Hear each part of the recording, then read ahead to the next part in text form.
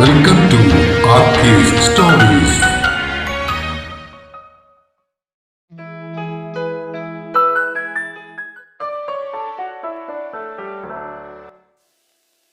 താളം ഭാഗം 19.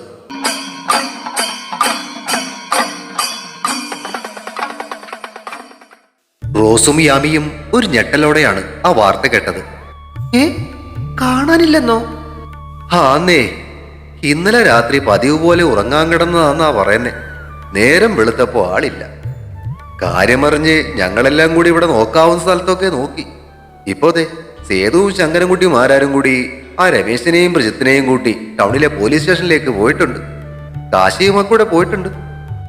ഈശ്വര, നമ്മുടെ വൃഷ്ടി! ഉള്ളിൽ ഉയർന്ന ആന്തലോടെ റോസ് സ്കൂട്ടർ അകത്തേക്ക് ഓടിച്ചു കയറ്റി. സ്റ്റാൻഡിൽ വെച്ച സ്കൂട്ടറിൽ നിന്നും ചാടി ഇറങ്ങിയ റോസും യാമിയും വൃശ്ചികയുടെ മുറി ലക്ഷ്യമാക്കി ഓടി. ചെറിയമ്മാവനും അർജുനും കൂടെ കുറച്ചു പേരും മുൻവശത്തിരിപ്പുണ്ടായിരുന്നു.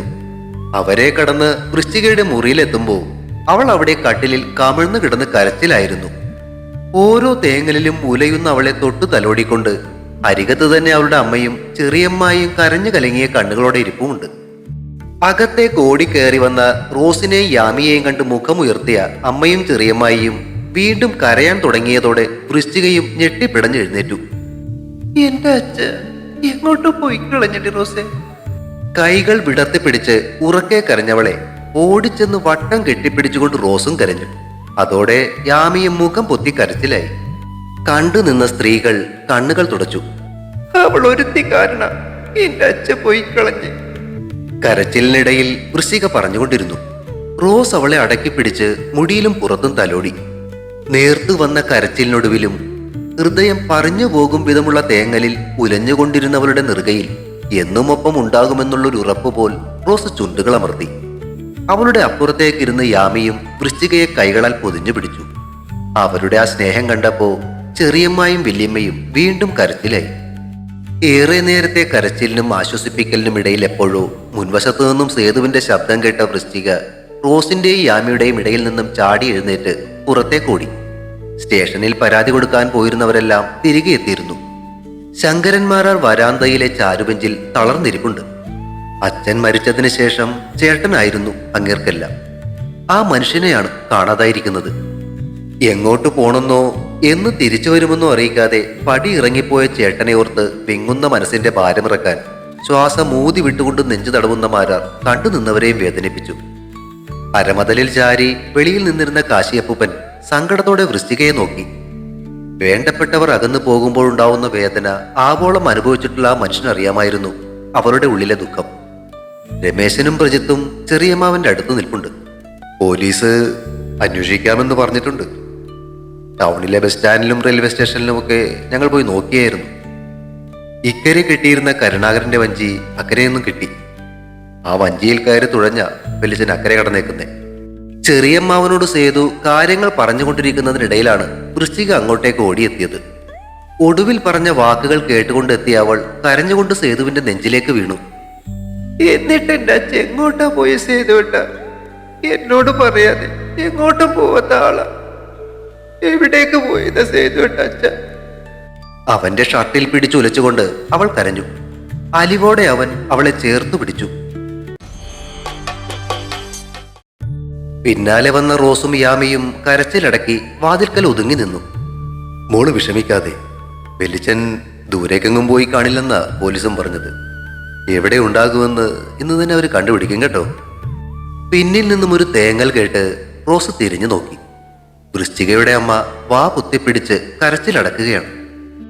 വൃശ്ചിക തല ചരിച്ച് രമേശനെ നോക്കി. കലങ്ങിച്ചു വന്നിരുന്ന അവളുടെ കണ്ണുകളിൽ നിന്നും തീ പാറി. നിങ്ങൾക്കിപ്പോ സമാധാനായില്ലേ? അവൾ ചീറിക്കൊണ്ട് രമേശന്റെ നേർക്ക് ചെന്നു. നിങ്ങളുടെ ഭാര്യയുടെ വീട്ടുകാരെ കൊണ്ട് എന്റെ അച്ഛനെ കടയിൽ നിന്ന് ഇറക്കി വിട്ടപ്പോ നിങ്ങൾക്ക് സമാധാനമില്ലേ? എനിക്ക് കാണണ്ട നിങ്ങളെ, എന്റെ ഏട്ടനല്ല നിങ്ങള്. പോ, അവളെ വിളിച്ചിട്ട് എവിടേക്കെങ്കിലും പോ. വൃശ്ചിക രമേശന്റെ മുന്നിൽ നിന്നും പൊട്ടിക്കരഞ്ഞു. സൂക്ഷിച്ച് സംസാരിക്കണം. രമേശൻ കൈ ഓങ്ങി മുന്നോട്ട് ചാടിയതും അവർക്കിടയിലേക്ക് കയറിയ സേതു കൈ വീശി അവന്റെ കരണത്തൊന്ന് പൊട്ടിച്ചു. റോസും യാമിയും ഞെട്ടിപ്പോയി. സേതുവിന്റെ അത്തരമൊരു ഭാവം അവർ ആദ്യമായി കാണുകയായിരുന്നു.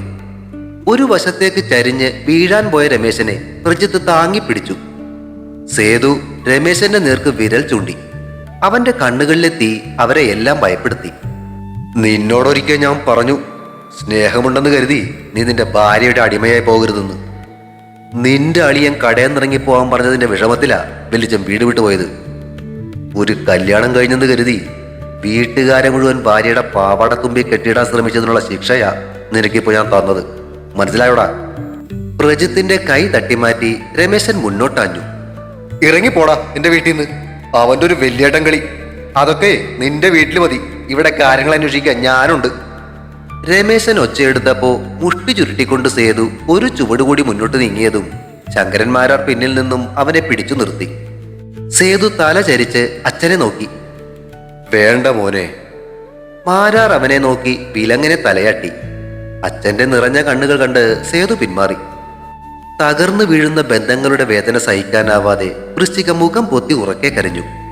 റോസും യാമിയും കരച്ചിലോടെ മുന്നോട്ട് ചെന്ന് അവളെ താങ്ങി പിടിച്ചു. റോസിന്റെ തോളിൽ തല ചായ്ച്ച് വൃശ്ചിക കരഞ്ഞുകൊണ്ടേയിരുന്നു. മുഖം അമർത്തി തുടച്ചുകൊണ്ട് കൗമുദി അകത്തുനിന്നും വരാന്തയിലേക്ക് കയറി വന്നു. രമേശ, ഇവിടെ ആര് നിൽക്കണം പോകണം എന്നൊക്കെ തീരുമാനിക്കാൻ ഞാനുണ്ട്. നീ നിന്റെ ഭാര്യയെ വിളിച്ചുകൊണ്ട് ഇപ്പോ ഇറങ്ങണം ഇവിടെ നിന്ന്. രമേശൻ അമ്മയെ നോക്കി ഉച്ചത്തോടെ ചിറി കൂട്ടി. എല്ലാ സ്വത്തും അച്ഛൻ അമ്മയുടെ പേരിലല്ലേ എഴുതി വെച്ചേക്കുന്നേ. എനിക്കുള്ള വീതം ഇങ്ങ് തന്നേക്ക്, ഞാൻ പോയിക്കൊള്ളാം. അതും പറഞ്ഞിട്ടവൻ മുന്നിൽ നിന്ന് അമ്മയെ തള്ളി മാറ്റി അകത്തേക്ക് കയറിപ്പോയി. സേതു പ്രജിത്തിനെ നോക്കി. നിനക്കിതൊക്കെ കേട്ടിട്ട് ഒന്നും പറയാനില്ലടാ. അവനൊന്നും മിണ്ടാതെ തലയും താഴ്ത്തി നിന്നതേയുള്ളൂ. മോനെ മതി, വാ പോകാം. ശങ്കരന്മാരാർ വിളിച്ചത് കേട്ട് സേതു തിരിഞ്ഞു നിന്നു. അവൻ എന്തേലും പറഞ്ഞെന്നും വെച്ച് നിങ്ങൾ രണ്ടാളും ഇറങ്ങിപ്പോവരുത്. കൗമുദി തൊഴുകൈയോടെ ശങ്കരന്മാരാരെ നോക്കി. സേതു ആ കൈകൾ വിടുവിച്ചുകൊണ്ട് അവരെ ചേർത്തു പിടിച്ചു. മറുകൈയാൽ അവൻ വൃശ്ചികയെയും വലിച്ച് തന്നോട് ചേർത്തു. എന്താ വല്യമ്മ ഇത്? നിങ്ങളെയൊക്കെ തനിച്ചാക്കി ഞങ്ങൾ എങ്ങോട്ട് പോകാനാ? അവരെ ഒന്നുകൂടെ ചേർത്തു പിടിച്ചിട്ട് അവൻ ചോദിച്ചു. ഇത്രയൊക്കെ കാട്ടിക്കൂട്ടിയിട്ട് അവളോടെ പോയി ആ ദേവി? അവളാ മുറിക്കകത്ത് കയറി അടച്ചിരിപ്പുണ്ട്, മൂദേവി. ചെറിയമ്മായ അരിശത്തോടെ നീട്ടിത്തുപ്പി. സ്നേഹത്തോടെ കഴിഞ്ഞിരുന്ന ഒരു കൂട്ടുകുടുംബത്തിന്റെ ബന്ധങ്ങളിൽ വിധി പോറിയ വിള്ളൽ നേരിട്ട് കാണേണ്ടി വന്നതിന്റെ ദുഃഖത്തോടെ കാശിയപ്പൂപ്പൻ അവിടെ നിന്നും നടന്നു മറഞ്ഞു. അന്ന് രാത്രി പതിവ് പോലെ വീടിന്റെ പടിയിലിരുന്ന് അമ്മയുടെ മടിയിൽ തലവെച്ച് കിടക്കുമ്പോൾ റോസ് നിശബ്ദയായിരുന്നു.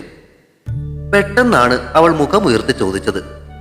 ഭാര്യയിടത്തുള്ളവർക്ക് എന്റെ കണ്ണ് കിട്ടിയതാവും അമ്മച്ചി. സങ്കടം കൊണ്ട് അവളുടെ വാക്കുകൾ പതറിയിരുന്നു. വൈകുന്നേരം വരെ ഭാര്യയിടത്ത് വൃശ്ചികയോടൊപ്പം കഴിഞ്ഞിട്ടാണ് റോസ് ഒന്ന് തിരികെ വന്നത്.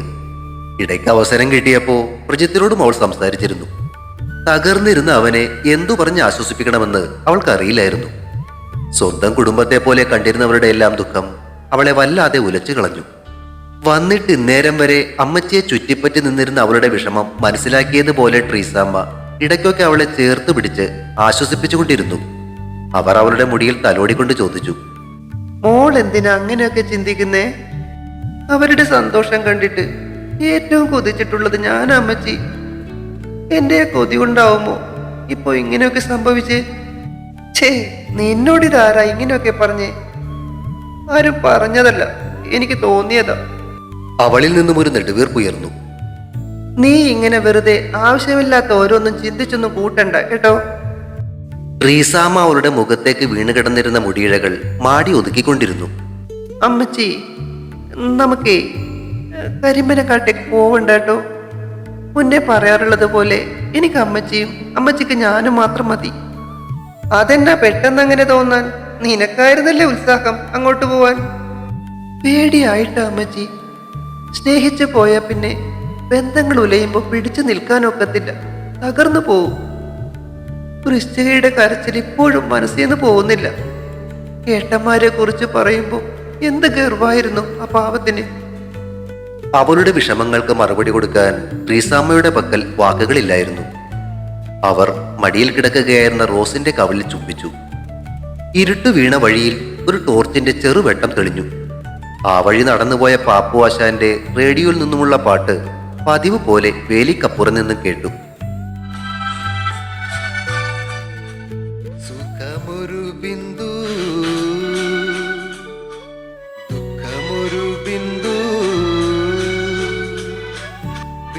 ബിന്ദുവിൽ നിന്നും ബിന്ദുവിലേക്കൊരു പെൻഡുലമാടുന്നു.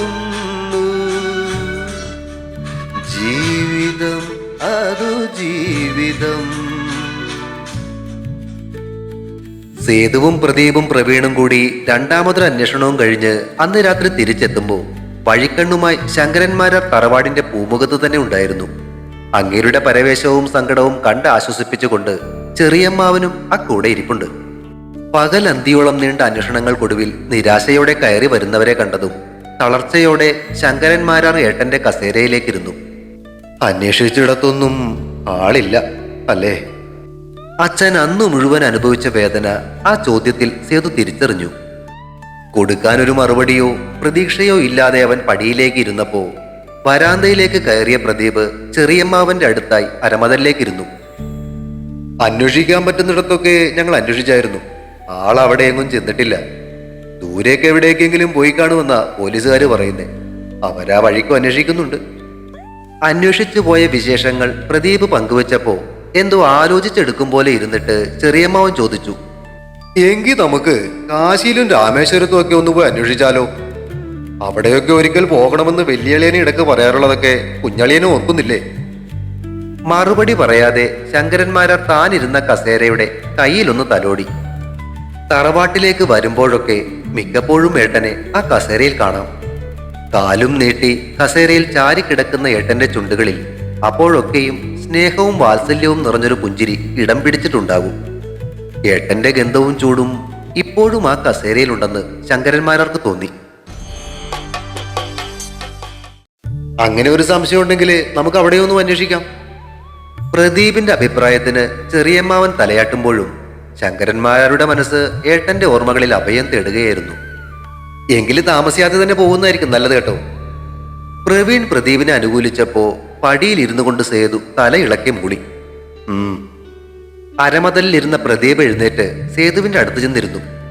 എടാ, നീയും കൂടെ ഇങ്ങനെ തളർന്നിരുന്നാലേ ബാക്കിയുള്ളവരും വീണു പോകും കേട്ടോ. പതിഞ്ഞ സ്വരത്തിലുള്ള പ്രദീപിന്റെ ഉപദേശം കേട്ട് സേതു അച്ഛനെ തിരിഞ്ഞു നോക്കി. മഴക്കോളുള്ളൊരു മാനം പോലെ ഇരുണ്ടു പെയ്യാനാ മുഖം തയ്യാറെടുത്ത് നിൽക്കുകയാണെന്ന് അവന് തോന്നി. വല്യമ്മയും വൃശ്യം എവിടെയാച്ചാ? ഓർമ്മകളിൽ ആണ്ടുപോയ അച്ഛനെ തിരികെ വിളിച്ചുകൊണ്ടവൻ ചോദിച്ചു. അവര് രണ്ടുപേരും ഇതേവരെ ഒരു തുള്ളി വെള്ളം പോലും കുടിച്ചിട്ടില്ലടാ. കുഞ്ഞോളും അവർക്കൊപ്പം ഉണ്ട്. നീ ഒന്ന് ചെന്ന് സമാധാനിപ്പിക്കും. കസേരയിലേക്ക് ചാരിക്കിടന്നുകൊണ്ട് അച്ഛൻ പറഞ്ഞത് കേട്ട് സേതു പടികളിൽ നിന്നും എഴുന്നേറ്റു. ഉത്തരത്തിലേക്ക് മിഴികൾ നട്ടുകിടക്കുന്ന അച്ഛന്റെ മുഖത്തേക്ക് നോക്കിയിട്ട് അവൻ ചെറിയമ്മാവനോട് ചോദിച്ചു, പ്രജിത്തോ? അവൻ അവന്റെ മുറിയിൽ തന്നെ ഉണ്ട്. അർജുനും അവിടെ ഉണ്ട്. അതോടെ പ്രദീപും എഴുന്നേറ്റു. എന്നാ നീ അങ്ങോട്ട് ചെല്ലേ. ചെറിയമ്മാവൻ പറഞ്ഞതുപോലെ അവിടെയൊക്കെ ഇപ്പൊ അന്വേഷിക്കണമെങ്കിൽ ഞാനും വരാം. സേതു തലയാട്ടി. ശരിടാ, നിങ്ങൾ പോയിക്കോ, ഞാൻ വിളിക്കാം. അവനെങ്ങോട്ട് പോയി ആ രമേശൻ? പ്രദീപിന്റെ ശബ്ദത്തിൽ അവനിട്ട് രണ്ട് പൊട്ടിക്കാനും മാത്രമുള്ള ദേഷ്യം ഉണ്ടായിരുന്നു. അവൻ അവന്റെ കെട്ടിയോളെയും വിളിച്ചുകൊണ്ട് അവളുടെ വീട്ടിലേക്ക് പോയിട്ടുണ്ട്. ഇങ്ങനെ ഒരു മരപ്പോർക്ക്. ചെറിയമ്മാവന്റെ പല്ലുകൾ ഞെരിഞ്ഞു. കുഞ്ഞോളുടെ പ്രസവത്തോടെ അമ്മ മരിച്ചപ്പോ ഏട്ടനായിരുന്നു അമ്മയുടെ സ്ഥാനത്ത് നിന്ന് ഞങ്ങളെ നോക്കിയത്. ഉത്തരത്തിൽ മിഴികൾ ഉറപ്പിച്ച് ആരോടൊന്നില്ലാതെ പറയുന്ന ശങ്കരന്മാരാരെ അവർ ശ്രദ്ധിച്ചു. പരിപാടികൾക്കും മറ്റുമായി മിക്കപ്പോഴും യാത്രയിലായിരുന്ന അച്ഛന് പകരവും ഏട്ടൻ മാത്രമേ ഉണ്ടായിരുന്നുള്ളൂ. അന്നു തൊട്ട് ഇന്നേ വരെ അച്ഛന്റെ സ്ഥാനത്താ കണ്ടിട്ടുള്ളത്. ഞങ്ങളോട് ആരോടും പറയാതെ ഇറങ്ങിപ്പോയിട്ടുണ്ടേ ആ മനസ്സ് എന്തുമാത്രം വേദനിച്ചിട്ടുണ്ടാകുമെന്ന് ഓർക്കുമ്പോഴാ സഹിക്കാൻ പറ്റാത്തത്. കസേരക്കയിൽ തലോടിക്കൊണ്ട് കണ്ണുകൾ അടച്ച അച്ഛന്റെ കൺകോണിൽ തങ്ങി നിന്നിരുന്ന തുള്ളികൾ സേതുവിന്റെ ഉള്ളം നോവിച്ചു. ആളിയം വിഷമിക്കാതിരിക്കുന്നേ, വെല്ലുവിളിയൻ എവിടെയാണെങ്കിലും നമ്മൾ കണ്ടുപിടിക്കും. ചെറിയമ്മാവൻ അച്ഛനെ ആശ്വസിപ്പിക്കാൻ ശ്രമിക്കുമ്പോഴും സേതു മൗനം പാലിച്ചു. അർത്ഥമില്ലാത്ത ആശ്വാസവാക്കുകളാൽ ഊതിക്കെടുത്താനാവുന്നതല്ല ആ ഉള്ളിലെരിയുന്ന നെരിപ്പൊടെന്ന് അവൻ അറിയാമായിരുന്നു. തോളത്ത് കിടന്നിരുന്ന തോർത്തെടുത്ത് വീശിയിട്ടും ഉള്ളിലെ നോവിന്റെ ഉഷ്ണം മാറാതെ ശങ്കരന്മാരാർ നെടുവീർപ്പിട്ടു. പ്രദീപും പ്രവീണും യാത്ര പറഞ്ഞിറങ്ങിയപ്പോ ചെറിയമ്മാവൻ സേതുവിനോടൊപ്പം അകത്തേക്ക് നടന്നു. ഭാര്യയിടത്തെ തറവാട്ട് പൂമുഖത്ത് ശങ്കരന്മാരാർ തനിച്ചായി. കൊഴിഞ്ഞു വീണ ദിവസങ്ങൾക്കൊപ്പം കൃഷ്ണൻകുട്ടിമാരാരെ കണ്ടെത്താമെന്നുള്ള പ്രതീക്ഷകളും മങ്ങി.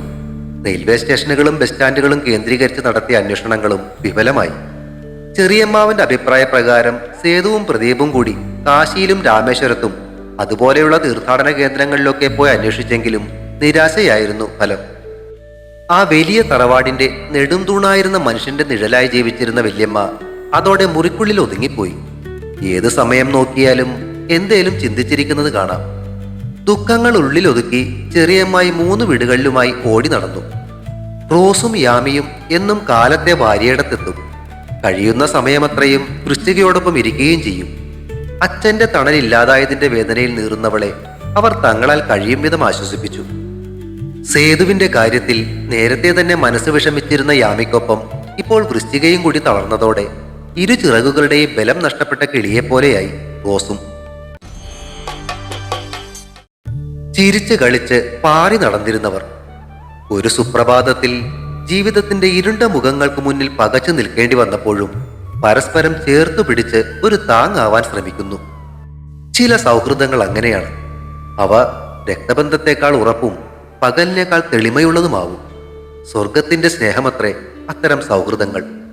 മുങ്ങിപ്പോകുമെന്ന് തോന്നുന്ന സന്ദർഭങ്ങളിൽ പോലും സ്നേഹത്തിന്റെ അദൃശ്യ കരങ്ങളാൽ അവ നമ്മെ ഉയർത്തി നിർത്തും. പ്രജിത്ത് പതിവ് പോലെ എല്ലാ ദിവസവും കട തുറക്കും. രമേശനും ഭാര്യയും പാടത്തിനക്കരെയുള്ള വീട്ടിലേക്ക് മാറി. അതും അതിനോട് ചേർന്ന പറമ്പും അവൻ നോക്കി നടത്തിയിരുന്ന ബേക്കറിയും കൂടാതെ പാടശേഖരങ്ങളിൽ അവനുള്ള അവകാശവും അവന്റെ പേർക്ക് എഴുതി കൊടുക്കാൻ ശങ്കരന്മാരാർ തന്നെയാണ് പറഞ്ഞത്. അതിനു വേണ്ടിയുള്ള നിയമപരമായ കാര്യങ്ങൾ നടക്കുന്നതിനിടയിൽ തന്നെ അവൻ അങ്ങോട്ട് മാറുകയും ചെയ്തു. അവനെ കാണുമ്പോഴൊക്കെ ബാക്കിയുള്ളവർക്കുണ്ടാവുന്ന മാനസിക ബുദ്ധിമുട്ട് ഒഴിവാക്കാൻ അവൻ തറവാട്ടിൽ നിന്നും മാറുന്നത് തന്നെയാണ് നല്ലത് എന്ന് സേതുവും ചിന്തിച്ചു. പുകഞ്ഞ കൊള്ളി പുറത്ത് എന്ന് തന്നെയായിരുന്നു വല്യമ്മയുടെയും അഭിപ്രായം. രാവും പകലും പിന്നെയും പലവട്ടം ഭൂമിയെ കടന്നുപോയി. അപ്പാപ്പന്റെ 40ന്റെ തലേ ദിവസം കരിപ്പനക്കാട്ടേക്ക് പോകാനായി തയ്യാറാകാൻ പറഞ്ഞിട്ടും റോസിന്റെ തൂങ്ങി പിടിച്ചുള്ള ഇരിപ്പ് കണ്ട് ട്രീസാമ്മ കണ്ണുരുട്ടി. ഓണോ അമ്മച്ചി? അവളൊന്ന് ചിണുങ്ങി. ദേ പെണ്ണെ, ഒരു കുത്തുവെച്ച് തന്നാലുണ്ടല്ലോ. അപ്പച്ചന്റെ വീട്ടുകാരുടെ അടുത്ത് പോണം, എല്ലാവരും വേണമെന്നും പറഞ്ഞ് എന്തൊരു കാറിലായിരുന്നു. എന്നിട്ടിപ്പോ പറയുന്ന കേട്ടില്ലേ? മറ്റേതൊക്കെ വേഗം തയ്യാറായിക്ക്. നിന്റെ കൊതിയൊന്ന് തീരട്ടെ എന്ന് കരുതിയാ ചെല്ലാമെന്ന് ഞാനും പറഞ്ഞ്. ഭാര്യയുടെ കാര്യങ്ങൾ ഓർക്കുമ്പോ ഒരു പേടി. ഇനി അപ്പച്ചന്റെ വീട്ടിലും അതുപോലെ വല്ല പ്രശ്നങ്ങളും ഉണ്ടായാലോ? അവളിരുന്ന് തല ചൊറിഞ്ഞു. ഇനി ഇപ്പൊ ഇങ്ങനെ ചൊറിഞ്ഞോണ്ടിരുന്നിട്ട് ഒരു കാര്യമില്ല. പൊന്നുമോള് വേഗം റെഡിയാകാൻ നോക്ക്. പോയിട്ട് എന്തായാലും നാളെ ചടങ്ങുകളൊക്കെ കഴിയുന്നവിടെ തിരികെ പോരാ. ഒന്നുകൂടെ മടിഞ്ഞു നോക്കിയെങ്കിലും അമ്മച്ചിയുടെ മുഖം മാറിയതോടെ പിറുപിറുത്തുകൊണ്ട് അവൾ എഴുന്നേറ്റു. കരിപ്പനക്കാട്ടേക്ക് ചെന്ന് കയറുമ്പോ വെള്ള വിരിച്ചൊരു പന്തൽ മുറ്റത്ത് ഉയർന്നിട്ടുണ്ടായിരുന്നു. വരാന്തയിൽ സേവിച്ചനൊപ്പം നിന്നിരുന്ന ഒരു അധികായനിൽ റോസിന്റെ കണ്ണുകൾ ഉടക്കി. വെളുത്തൊരു ജുബയും അതിനു ചേർന്ന പാന്റുമാണ് ആളുടെ വേഷം. പ്രജിത്തേട്ടനേക്കാളും സേതുവേട്ടനേക്കാളും ഒക്കെ ഉയരം. അവളുടെ കണ്ണുകൾ അയാളെ അളന്നു. നീണ്ടു വളർന്നു കിടക്കുന്ന മുടി കഴുത്തൊപ്പമുണ്ട്. പടികൾ കയറി വരുന്ന റോസിനെ അയാളും സൂക്ഷിച്ചു നോക്കുന്നുണ്ട്. അത് കണ്ടതും അവൾ അമ്മച്ചിയുടെ അടുത്തേക്ക് ഒന്നുകൂടി ഒതുങ്ങി. അവരെ കണ്ടതും സേവിച്ചൻ ചിരിച്ചുകൊണ്ട് എഴുന്നേറ്റു. ആഹാ, നിങ്ങൾ എത്തിയോ? അപ്പച്ചന്റെ അല്പം മുന്നേ കൂടി ചോദിച്ചതേ ഉള്ളൂ. വാ വാ, കയറി വാ. ട്രീസാമ തിരികെ ചിരിച്ചപ്പോ റോസിന്റെ കണ്ണുകൾ അവളെ തന്നെ ശ്രദ്ധിച്ചു നോക്കുന്ന ആ ചെറുപ്പക്കാരനെ പഠിക്കുകയായിരുന്നു. മിൽസ, ഇതാ ട്രീസാമച്ചും റോസും. ഞാൻ പറഞ്ഞിട്ടില്ലേ, മരിച്ചുപോയ ജോച്ചിറ്റപ്പന്റെ ഭാര്യയും മകളുവാ. ഓ, മനസ്സിലായി. ചിരിച്ചുകൊണ്ട് തലയാട്ടുമ്പോഴും അടിമുടി അളക്കുന്ന ആ കണ്ണുകളെ റോസിനത്ര പിടിച്ചില്ല. അവൾ ഇഷ്ടക്കേടോടെ തല വെട്ടിച്ചു. ചേച്ചി, ഉറക്കെ വിളിച്ചുകൊണ്ട് ജെസ്സി ഓടിയെത്തി. അകത്തേക്ക് ചെല്ലേ, ചായ കുടിച്ചിട്ട് എല്ലാവരും വിശദമായിട്ട് പരിചയപ്പെടാം. സേവിച്ചൻ പറഞ്ഞപ്പോ തലയാട്ടിയിട്ട് ട്രീസാമ്മ അകത്തേക്ക് നടന്നു. ഏതാടി ആ കുന്നത്തെങ്ങ്? അമ്മച്ചിക്ക് പിന്നാലെ അകത്തേക്ക് നടക്കുന്നതിനിടയിൽ റോസ് ജെസ്സിയുടെ കാതിൽ ചോദിച്ചു. ആ, അതാണ് സാക്ഷാൽ വിൻസെന്റ് ഫെർണാണ്ടസ്. റോസി വല്യമ്മച്ചിയുടെ ചേട്ടൻ ഫെർണാണ്ടസിന്റെയും റാഹേലിന്റെയും ഒരേ ഒരു അരിമപുത്രൻ. ആളെങ്ങനെ, ചുള്ളനല്ലേ? ചുള്ളനൊക്കെ തന്നെ, പക്ഷേ മുഖത്തൊരു കള്ളലക്ഷണം. അത് കാണും. എരുമയുടെ സ്വഭാവവും പോത്തിന്റെ ഗുണവുമാ. അതാ ഇനം. ഇപ്പോ ഇങ്ങോട്ട് കെട്ടിയെടുത്തേക്കുന്നതും ഒരു ഉടായ്പം കൊണ്ടാണോ എന്നൊരു സംശയമുണ്ട്. അതെന്തോന്ന്? റോസ് അവളെ ചുഴിഞ്ഞു നോക്കി. അതൊക്കെ പറയാം, സമയമുണ്ടല്ലോ. എന്തായാലും ഒന്ന് സൂക്ഷിച്ചോ. ആ കൊന്നത്തെങ്ങ് ചേച്ചിയുടെ അടുത്തേക്ക് വളരാൻ ഒരു സാധ്യതയുണ്ടെന്നൊരു ഊഹം എനിക്ക് കിട്ടിയിട്ടുണ്ട്. ഉറപ്പിക്കാനായിട്ടില്ല. അത് കേട്ടതും റോസിന്റെ മുഖം ചുളിഞ്ഞു. എങ്കിലാ കൊന്നത്തെങ്ങിന്റെ ഓലയും കുലയുമൊക്കെ ഞാൻ അരിയും. രണ്ടും കൂടി വാ പൊത്തിച്ചിരിക്കുന്നതിനിടയിൽ വെളിയിൽ നിന്നും എന്തോ പറഞ്ഞ് സേവിച്ചനും വിൽസനും കൂടി പൊട്ടിച്ചിരിക്കുന്നത് അവർ കേട്ടു. തുടരും. താളം അടുത്ത ഭാഗം ഉടൻ പ്രതീക്ഷിക്കുക. സബ്സ്ക്രൈബ് ചെയ്യാത്തവരുണ്ടെങ്കിൽ ദയവായി സബ്സ്ക്രൈബ് ചെയ്ത് സപ്പോർട്ട് ചെയ്യണേ. കഥയ്ക്ക് അഭിപ്രായങ്ങൾ പറയുന്നതിനൊപ്പം കഥയുടെ ലിങ്ക് കഴിയുന്നവർക്കൊക്കെ ഒന്ന് ഷെയർ ചെയ്ത് കൊടുത്തേക്കണേ. താങ്ക്